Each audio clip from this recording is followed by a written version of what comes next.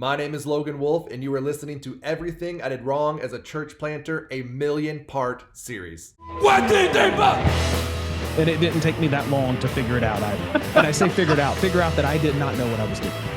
That was one of the mistakes I made. And then the second one was... That was the dumbest thing I think I could have done. If you're going into church planting for anything other than a kingdom mindset, then you're really going to be in a mess. I didn't know what I was doing, But there were some things that we did wrong. It was fear of failure. I'm like, well, this doesn't work. Part of it was I cannot do this at a sustainable rate. Dumb. Wow, super stupid.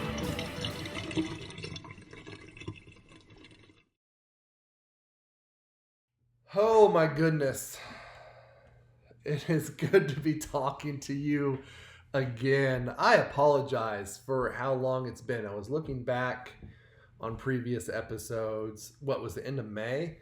Our summer was crazy. We went, so I don't know if I've shared this, but maybe I haven't shared this before. My wife, Grayson, is the executive director of a charter school, and they have campuses in 3 different cities here in Utah. 2 of those cities are in our county, Utah County. One of those cities is 3.5 hours away down in Washington County at St. George. And so she's got to go down there once a month. It was so nice. She started as a teacher. When we first moved to Utah, my wife was a teacher and teaching kindergarten, and she got the whole summer off, almost like 3 full months. It was awesome. And then she did that for years. Then she became the assistant principal and the principal, and she got a pretty solid month off. And then she became the executive director as of January of this year, 2024.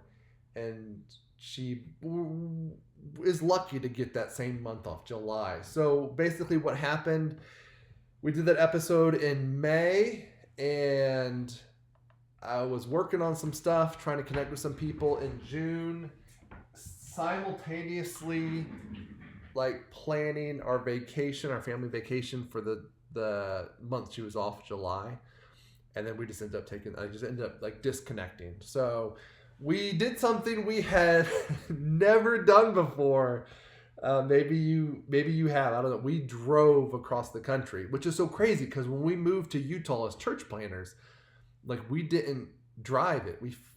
I feel like maybe we missed out on something. Maybe we should have drove it, but we flew. So we packed up all of our stuff. There was a brother in our home church who worked for a moving company, was one of the managers of a moving company. Sadly, he has actually passed away since then, but was so gracious to us, so generous, gave us this like huge discount, basically just paying for boxes, and packed all of our stuff up, and he shipped it, and we flew to Utah, never having driven it.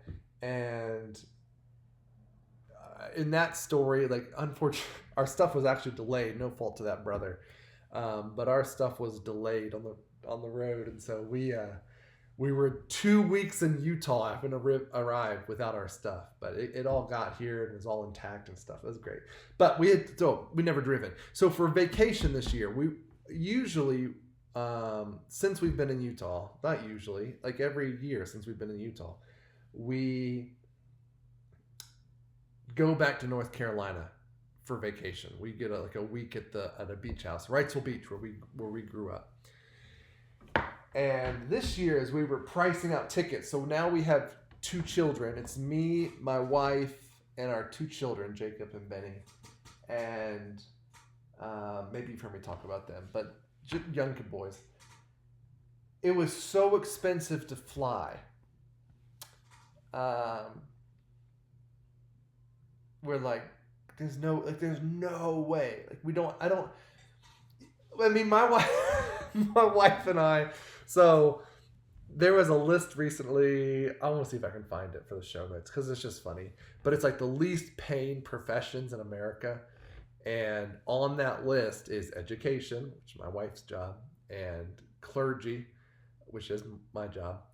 And so it's like both of us least paying professions in America. So it was impractical for us to fly. It was almost $4,000. And then plus when we get there, it's like trying to figure out transportation, which is always a hassle. It's like you're relying on other people, you're trying to Uber or rent cars, whatever. So we decided to drive it for the first time. So all of July, we left just before the 4th, and we drove across the country. We went Utah to Colorado, stopped in Denver for a little bit, spent the night in Kansas, went on to St. Louis, which is cool. We stayed right across the street from the Arch, and it was the 4th of July, and they're shooting fireworks we could see from our hotel room. And then we went to Tennessee, and we connected with a pastor in Tennessee, just a great brother at the Donovan Fellowship. In fact, I'll link to them in the show notes. He's just such an encouraging guy. If you're in that area, connect with him, man.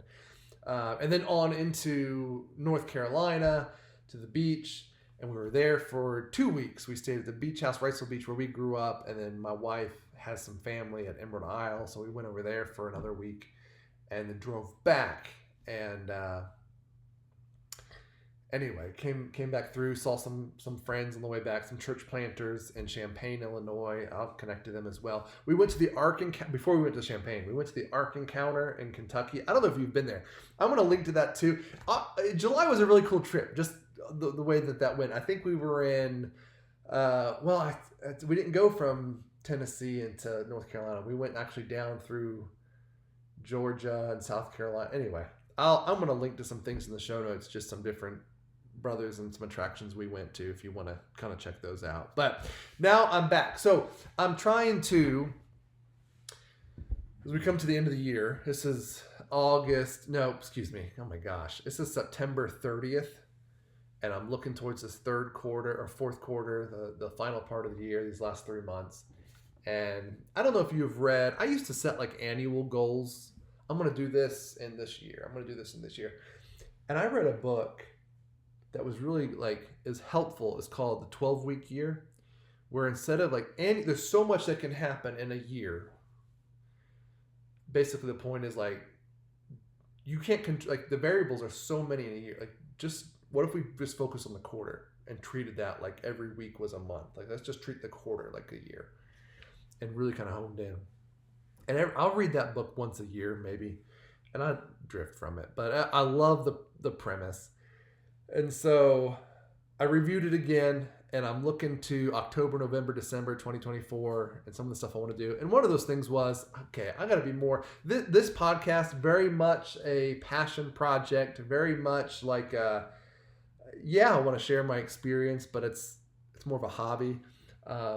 But as I was thinking, I was like, no, these are stories, like my story and these other guys that I'm connecting with. This is helpful to the greater body of Christ. I do want to prioritize this. And so my goal this quarter was to resume the bi-weekly posting of episodes. And so we're back at it now today, and I was drafting it. I had it on my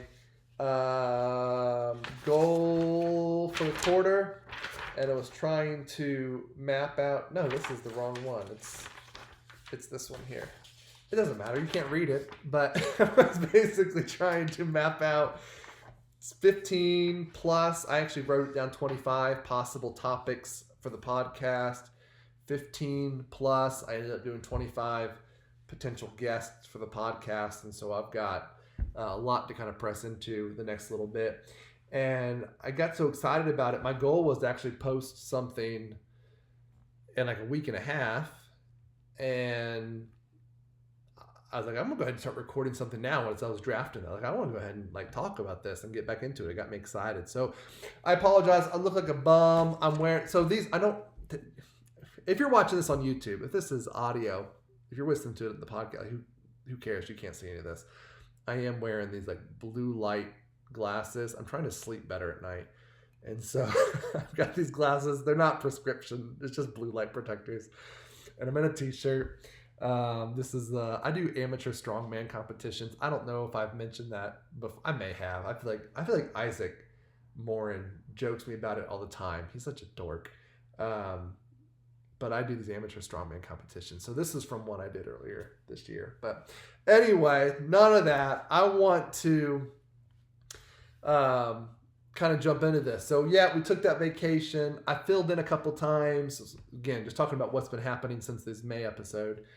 There's another church plant just the next county up, 40 minutes from here, and it's called River Community Church. A great guy, Keith Radke. I filled in for him a couple times. They're going through the Book of Acts, which I love reading and preaching from the Book of Acts, and so I'll link to those messages too. That was fun. I tried to make it's a traditional church setting where you're up on the stage and there's a bunch of people in front of you.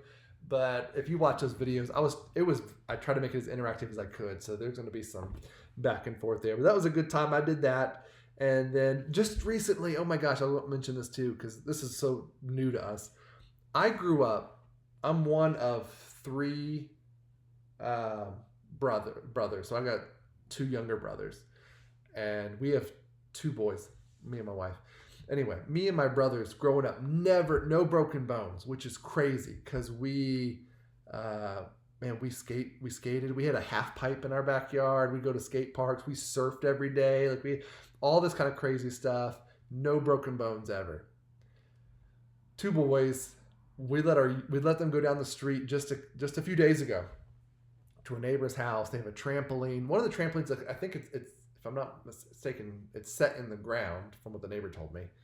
So they can't fall off of it.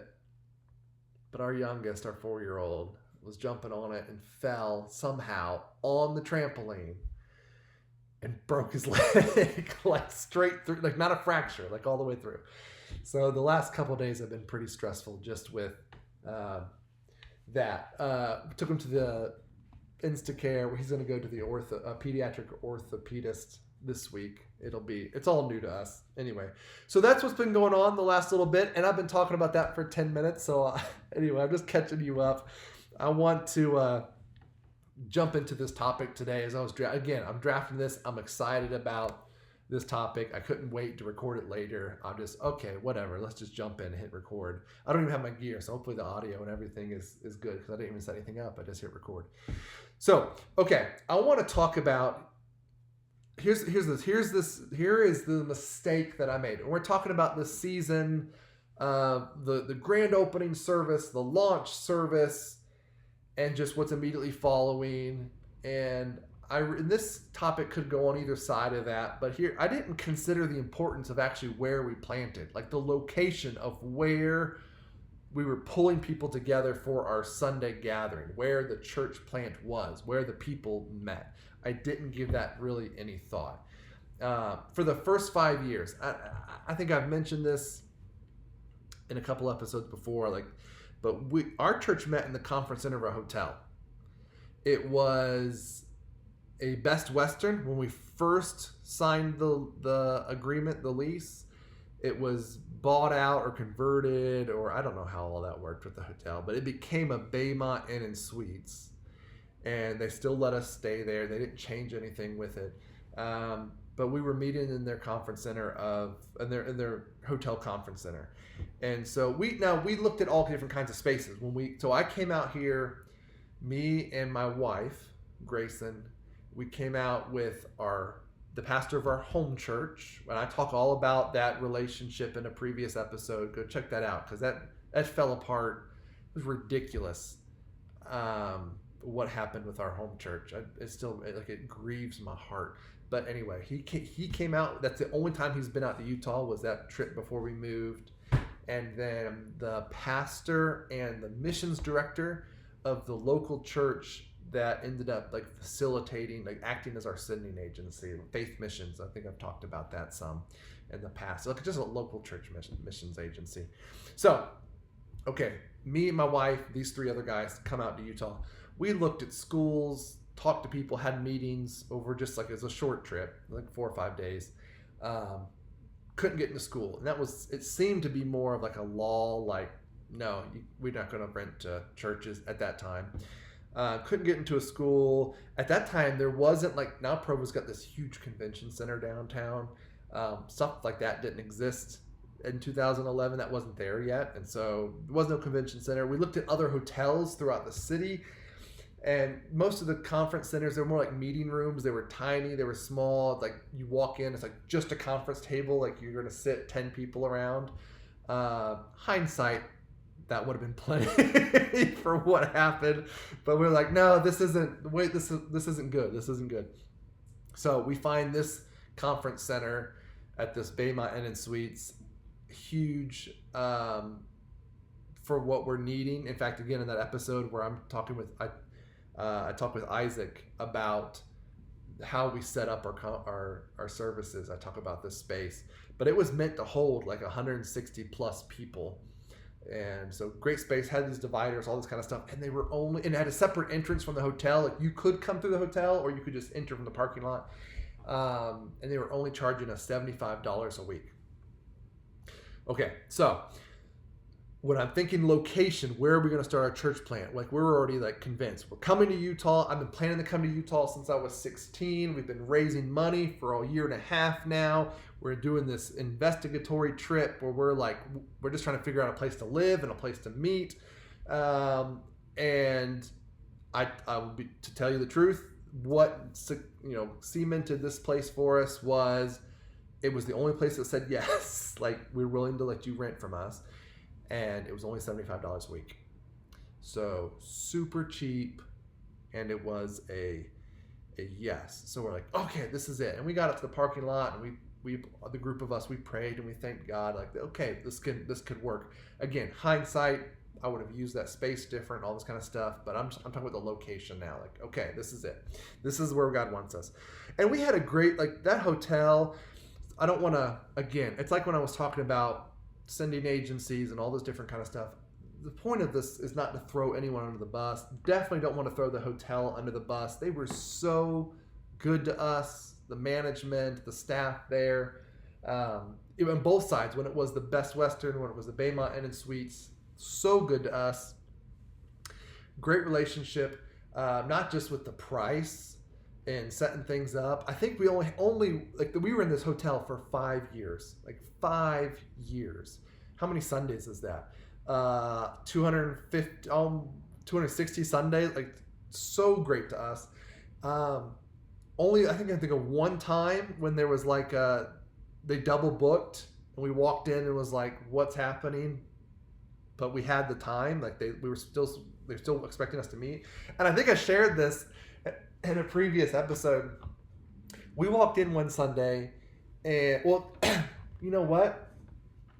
It was two. I've shared both these stories. So I can think of two occasions in the 5 years where it just was like it wasn't great. And that was one time they had this bachelorette party the night before on a Saturday night, and there's no cleaning staff had come in behind them before Sunday morning. And we walked in and all over the floor was penis-shaped confetti. And the door to the closet that had the vacuum in it, that was locked. And we couldn't, again, we're there early on Sundays. No one, couldn't find staff. This was one frustrating time.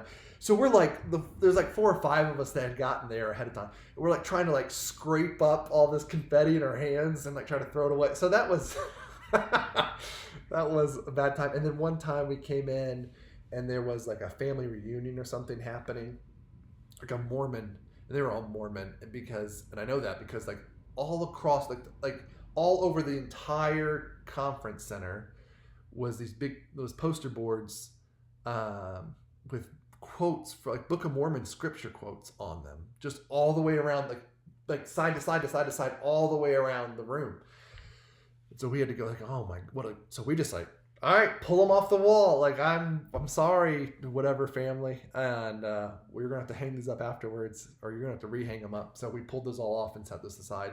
That's the only issues we had, other than, those are funny stories. But they were so great. They let us put invitations and info in the lobby during the week even. And then they let us we made specific invitations for our services, specific to the hotel. It was, I forget, it's a little 3x5 card, printed, glossy, and it talked about us being just down the hall. And they let us put one of those in every room with the Gideon Bibles, like in the drawers, the nightstand drawers, which is funny because in Utah, if you've never traveled through Utah, if you open the drawers, most drawers in most hotels in Utah, there'll be not just a Gideon Bible, but there'll be a Book of Mormon. And that's almost any hotel you stay in Utah. It's pretty funny. So, but they let us put an invitation in there with those. And so just down the hall, and literally gave them directions and talked about what we were. We had people come through the hotel, like not local at all, but were just staying in Provo for whatever reason. And we had them join us, which was pretty cool. So anyway, I say all that to say, great relationship with the church, the hotel, not trying to throw anyone under the bus. But I would say we gave that little thought to where that was. Like if I was looking back on it, I'd be like, I don't know if that's where I would stay. Like, I don't know if that's where I'd start the church. If that's the space I would look to reach. Oh, let me tell you one more story with this hotel. What are we at? 20 minutes. Okay, well, we're taking time. So one time, we had a separate P.O. box for the church, and yet one time the hotel calls me and is like, "We got a package for you." And we were going to open it, but saw it was actually made out to you. So will you come get this? So this is great. So the hotel respecting that space, like, oh, this isn't like, this is this church's, and they're here with us. So I'm so glad they didn't open it. I open it, and it was drugs. Like someone had sent drugs to us, to the hotel, not the P.O. box. I guess what is that? Entrapment, trying to get us in trouble. I don't know. I called an attorney. I called the police department. I ended up taking them down to the police department and, or getting the police to come, get these drugs. Nothing came of it. We gave them all the info. Here's the address. Here's who sent it. There was no name or anything. But again, the hotel was pretty chill. So thankful for the, for the hotel. I think we could have used that space much more effectively. I said that before. I'm going to link to that. A previous episode where Isaac and I hashed that out. It could have been so much better. But here's what I've learned since starting the church, since launching the church. And I could have found this info. I didn't even think to figure this out. But Provo is broken into 34 neighborhoods. There's 34 neighborhoods in Provo. And those neighborhoods are broken into 5 districts. And so if you go to the Provo City website right now, there's the maps, all these maps of the neighborhoods, maps of the districts you can kind of see. And of course, that correlates to city council and all this kind of stuff. But if you'll go to I just did this just before recording this. This is one of the things that kind of got me oh my gosh, come on, Logan. There's real estate websites that describe these different neighborhoods. And I don't know if these are newer articles. These probably weren't. At least these same ones wouldn't have been available to me in 2011 as we're moving out here.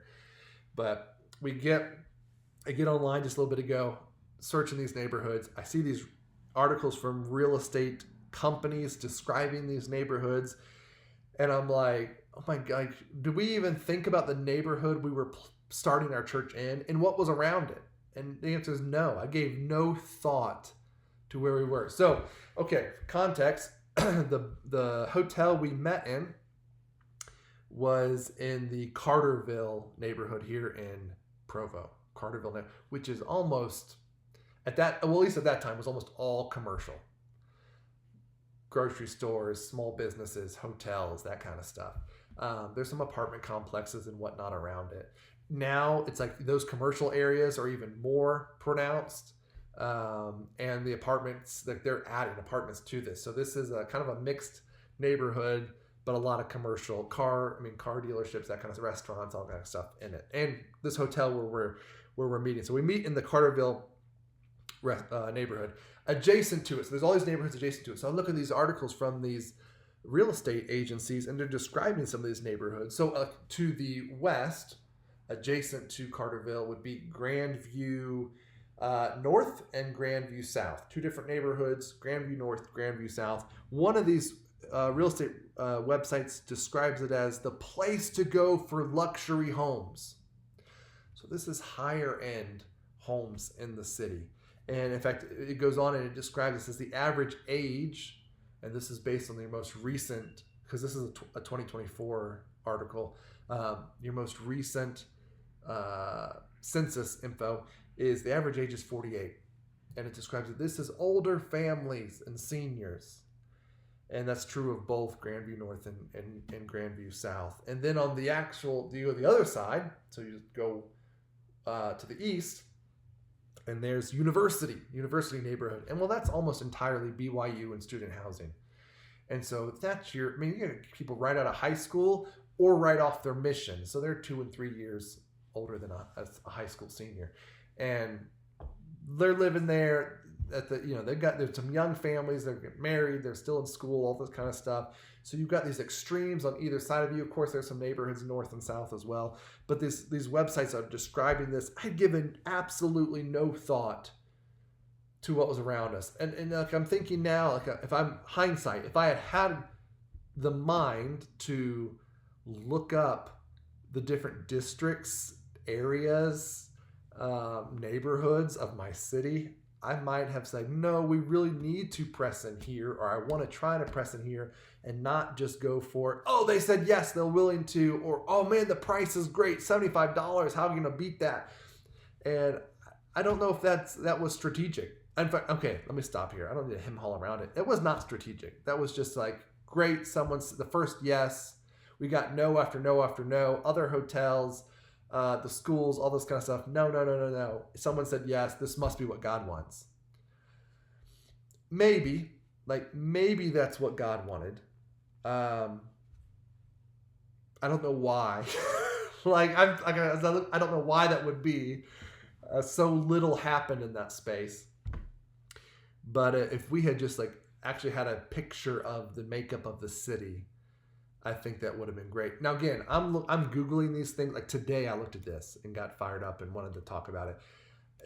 13 years ago when we moved here, or 15 years ago when we started raising funds, I think I probably could have got similar information if it wasn't online readily, as neatly packaged as it is here on the Provo website now.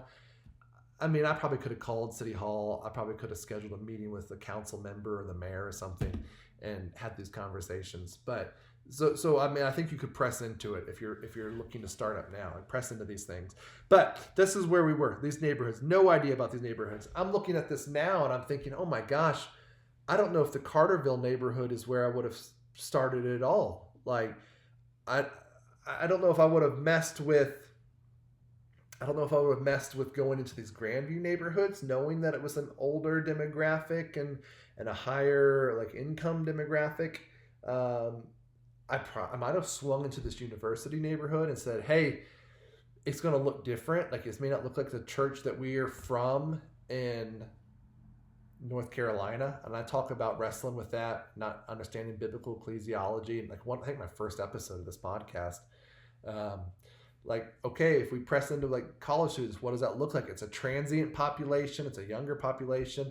Or, now I'm thinking, if I was doing it now, I would maybe press into southern Provo, like downtown or south of downtown. Where we meet North Provo now, but just because of the growth and the stuff happening there. And again, that's anecdotal. I'm watching growth and revitalization and stuff like that happening in that part of the city. And over the years there was churches meeting there that they're not all there now. When I took that trip, my first trip to Provo, I was with the brother. I don't know if I talked to him before. Anyway, who was I absorbed his church. He left, Scott, and he took me to Provo. We kind of drove around. I'm like a teenager still. I'm in college maybe, and there was a church meeting on Center Street, in a storefront downtown. I think it was First Baptist. I think it was First Baptist. I remember peeking in, and they're not there. They've got their own. If it was First Baptist, they've got their own building. It may have been Provo Baptist, in which case they did get their own building, but they don't exist anymore now. I'll link to First Baptist's website here. They're great guys over there. But there was them, and then was the Rock Church, just like set back from Center Street, and they were multi-site ministry too. In fact, at one point when we were multi-site, we had our Taylorsville campus, which we'll talk about down the road. They rented space from us on Saturday nights, and so they gathered in our building in Salt Lake County on Saturday nights. But anyway, they had a Provo campus and downtown, and ended up resorbing all their campuses in the Draper. And I can link to them too. They're great guys. And then there was there's Mosaic. There's a Christian church that meets downtown as well. Still in downtown Provo on Center Street. In fact, I want to talk to the brother who started that, the church planner. Was one of the guys I initially just kind of talked to about doing a podcast and getting some feedback from, and he gave me some good thoughts and feedback. But he's actually moved on. Like, they've appointed elders, and he's moved on since then. He's not in Utah anymore. I'd love to get him on here to share some of his experience. But anyway, so there's churches in the downtown area that have come and gone. I don't know if I would love to kind of tease out some of their reasons for coming and reasons for going as to if I were to start a church, because again, I see some revitalization there, and then in the neighborhoods around downtown, like the residential areas. And then as you go south, you see all these new apartment complexes, and there's a bunch of single family homes and all this kind of stuff happening down there as it goes towards the next city, that's Springville. So, I mean, I'm looking like, okay, location wise, I did not give that a bunch of thought. I didn't know I didn't even look at the map. Like, what is this? What's going on down here? So I think this is a huge thing to wrestle with, though, is I don't want to make the mistake of just starting something because I have space to start it. Is this actually the best place to start what God's calling me to do? So I found an article titled 10 Mistakes Church Planners Make. And this is at missionnexus.com, .org, missionnexus.org. I'll link to it, missionnexus.org. The article's old. It's a decade old. It's 2013. But it makes this point about location, which is funny because I was already thinking about it when I found this. And in this article, he quotes an even older presentation. He quotes this 2005 presentation from this church planter, Bob Logan. And I have no idea who Bob Logan is. Love his last name. But I did a quick Google search just before hitting record on this.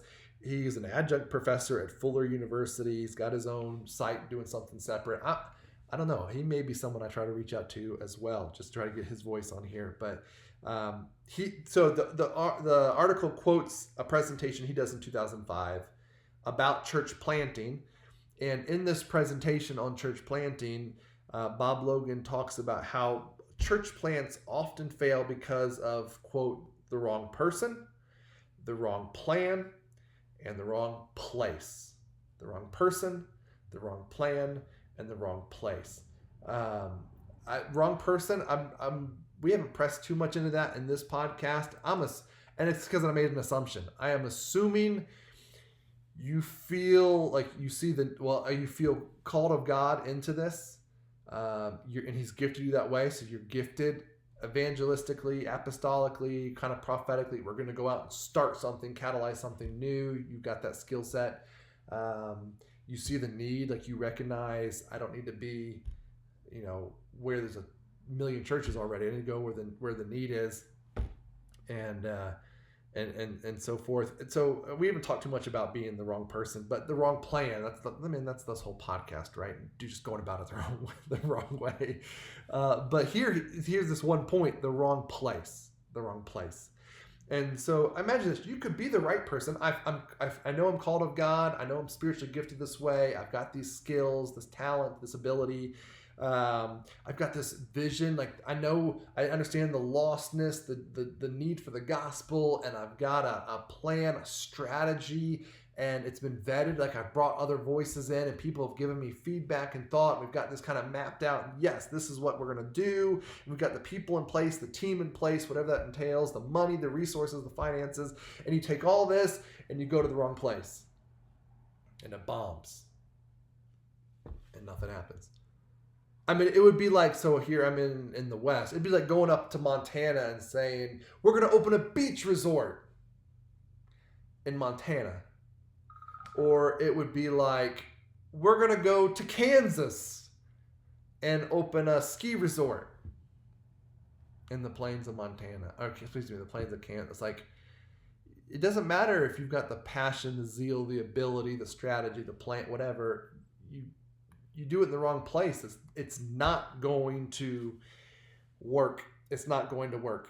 And so, anyway, so he basically in this article, he asks this question: what are wrong places? What are wrong places? And then he offers up 3 answers. Now, I'll go ahead and tell you I disagree with some of this, but we'll go ahead and talk through this a little bit here. So what are the wrong places? Well, the first thing he says is one, it's very difficult, resistant, older areas with aging populations. Very difficult, resistant, older areas with aging populations. I'm take some issue with this because difficult and resistant is exactly how I would describe Utah as a whole. It's how I would describe Provo specifically now, especially 13 years ago in 2011 when we moved here. I mean, Provo, you know, the culture has changed a lot since we've been here, but it is still 98% self-professed Mormon. Like, it is a stronghold of the Mormon church. It has the Missionary Training Center. It has BYU University, Brigham Young University, excuse me. It's got 2 Mormon temples. Orem just opened another one in the city adjacent. Like, it is a Mormon stronghold. And so difficult and resistant is, yes, that has been the experience. I don't think that should scare you off from, like, that's where the gospel's needed. It frustrates me. And I'm not trying to be mean or, attack your vision or judge you, like, your vision, what God may be calling you to do. So forgive me. Don't take it that way. But like when we were preparing to come out to Utah, there was just a handful of us in our circles that at the same time were preparing to do church planting. And then since we've been out here, there's been this cascade of people in the circles we grew up in. So not Christendom as a whole, not North America as a whole, but just the very small denominational circles that we grew up in. And it's ridiculous how many of them went to states that are among the most reached states in America, like where the population of Christians is a huge percentage of the population. States like Virginia and North and South Carolina and Tennessee and Georgia and Alabama and all, like, it's like they went there where there was, it always baffles me. Like, they go and they like immediately start connecting with, like, we got our kids in a Christian school and we're doing this with, well, there's a Christian school already there. Like come on, man. Like, what is the actual need? And so I always applaud people that go to where the churches are, or the Christianity is in the minority, like where there is no Christian school, where it's difficult. Like, you have to actually prioritize and like seek out Christian believers, because there's not a bunch of churches that you can just walk into.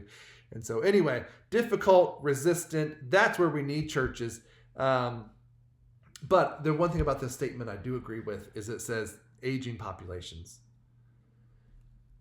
In Utah, at least, all of our issues, all of our confrontations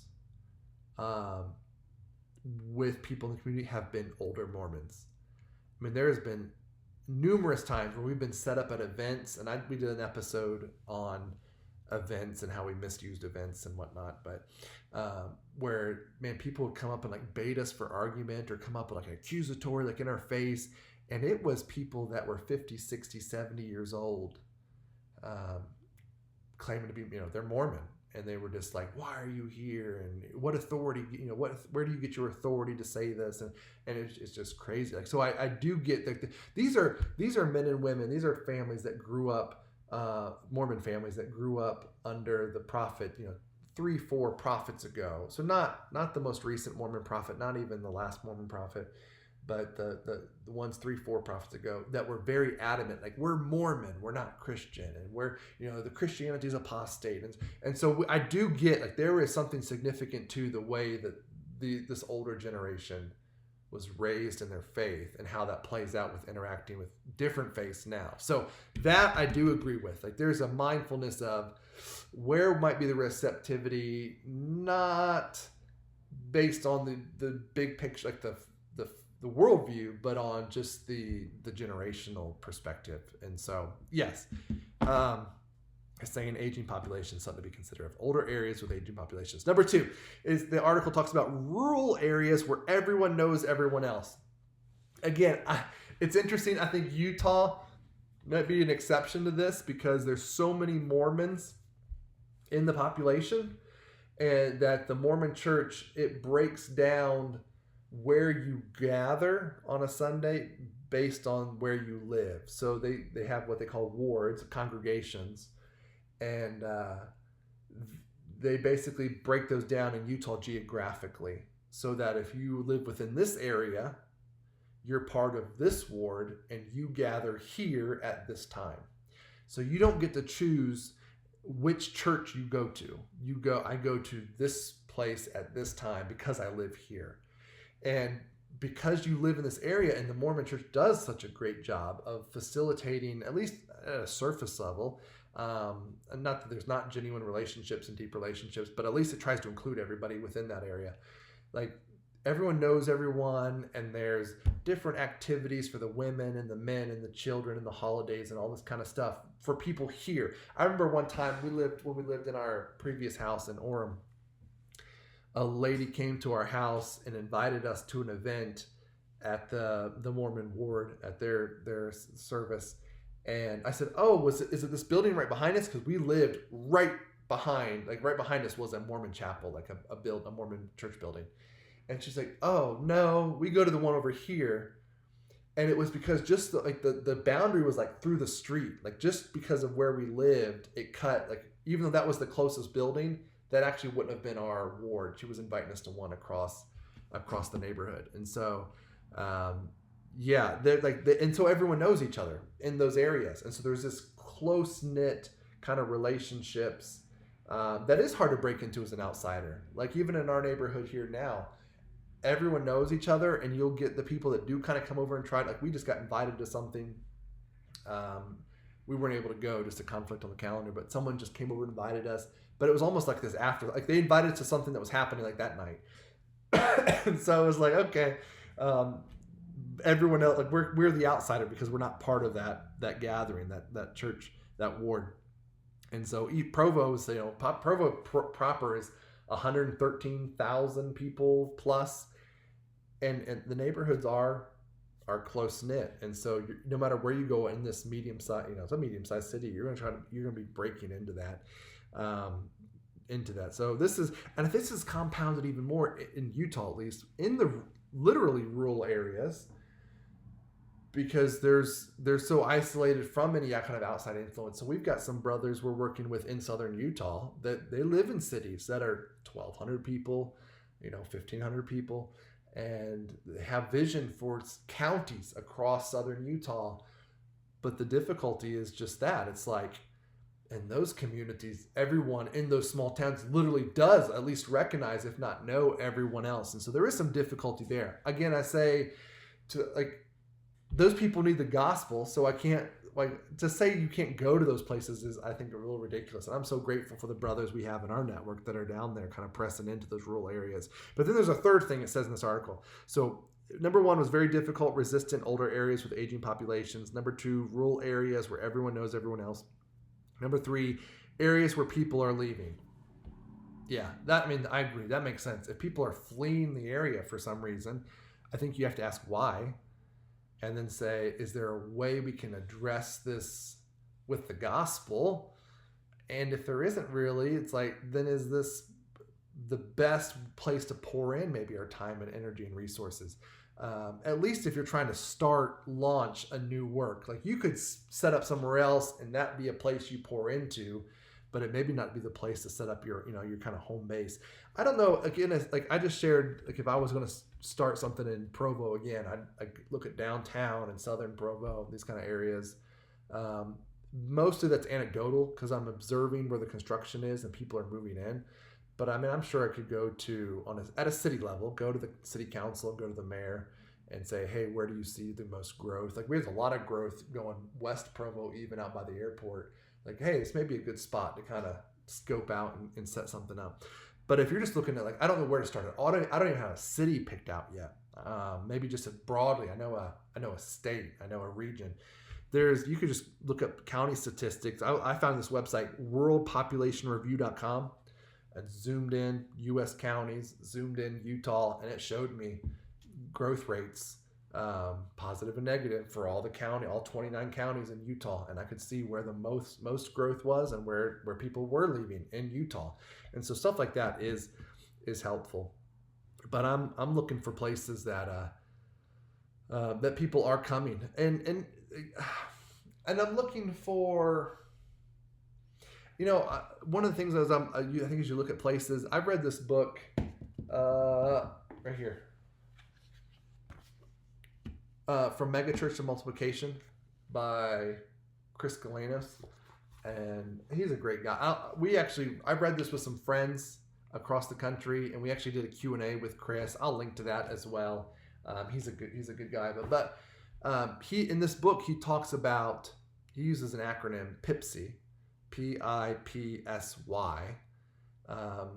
where it's basically the prisoner, the international, it's the prisoner, the international, the poor, and the sick. And then they added a Y to, I guess, make it an adjective. I don't know, or make it. In that book discussion though, we had his brother, Kevin.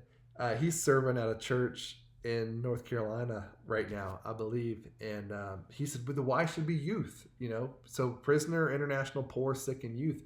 And basically just showing these kind of more isolated, not isolated, like almost like a second tier kind of population that gets overlooked. And it's like, that's actually who Jesus worked among. He worked among the poor and the sick and the foreigner and the kids. Like, I get what Kevin said that. And so as I'm looking for places, I'm also like, I'm not looking for the educated, the powerful, the wealthy. I should be looking for places where the gospel can come in, take root, and it actually turns everyone else's, world upside down just because they're like, oh my gosh, God's moving there. Like, what is happening? So anyway, areas where people are leaving. At the end of that article, it says this. It says, this is a quote, "It is not a mistake to seek to plant churches in very difficult areas, but it is a mistake to not count the cost." I love that quote because it goes back to what I was just kind of disagreeing with. Like, yeah, like there are hard places that need the gospel, and it needs some strong, faith-filled families to go there and say, this is what we're going to do. But we can't be so foolish to think that it won't be difficult. It's going to be hard, and I'm going to have to talk more about that in some different episodes, I think, because we got here and it was harder than we knew it was going to be hard, and we got here and they're like, oh my gosh, it's harder than we thought it was going to be. Like, we knew it was going to be hard. So yeah, I think we need to give great consideration to where we actually press in and where we're going to set up our work. And as we're gathering, particularly if you're doing like an attractional come to this, like where are you going to gather? Like, where is the actual physical geographical location of that church going to be? I hope that was helpful. Just to encourage you to give some thought to that and dig in a little bit more than just big, broad strokes, generic things like this is the city or this is the state. Like, actually press in a little bit and see what's what there. I want to share with you a couple things just before we jump off here. So I'm going to share some books I'm reading. I might try to do this a little more frequently. I'm reading this book here with a brother in North Carolina. We're discussing it via Marco Polo. It's called Covocational Church Planting. I got it from another church planter here in Utah. He gave it to me. He just gave it to me. So I'll link to his church as well. This is by Brad Brisco. No, Brad Brisco, Aligning Your Marketplace Calling in the Mission of God. I think that's probably a relevant read for anyone listening to this podcast. So I'm going to link to that in the show notes. And then I just picked this up. I'm not going to burn through this. I'm reading this more devotionally, and I hope to finish it by the end of the year, so over the next 3 months. But this is Philip Yancey's The Jesus I Never Knew. And I've talked some, especially in those early episodes of this podcast, like trying to like deprogram everything I had been told about church and what it was and all this, and seeing what the scripture says versus what I was told growing up and what I experienced growing up. And this kind of is the same thing, just with Jesus. I just want to press in and sit in this book a little bit. So I'll throw those in the show notes as well. And then here's a quote. I found so many great quotes on failure, and I figured, you know what, it was a great place to share them. And like this podcast, I'm talking about failing and all the mistakes and whatnot. And so here's a quote. This is from Michael Jordan. And he says, quote, "I failed over and over and over again in my life, and that is why I succeed." End quote. I hope you chew on that a little bit. I fail over and over and over, and that's why I succeed. And that's worth reflecting on. I would love to connect with you further. You feel free to reach out with me with your own stories, anecdotes, questions. If you know a church planter or are a church planter and you'd love to just connect, and maybe it turns into a conversation on this podcast, I don't know. An email address you can reach me at is desk, D-E-S-K, desk at crosspointutah.com, and I'll throw that in the show notes as well. Again, my name is Logan Wolf. I'm coming to you from my office in Provo, Utah, and this has been Everything I Did Wrong as a Church Planter, a 1,000,000-part series.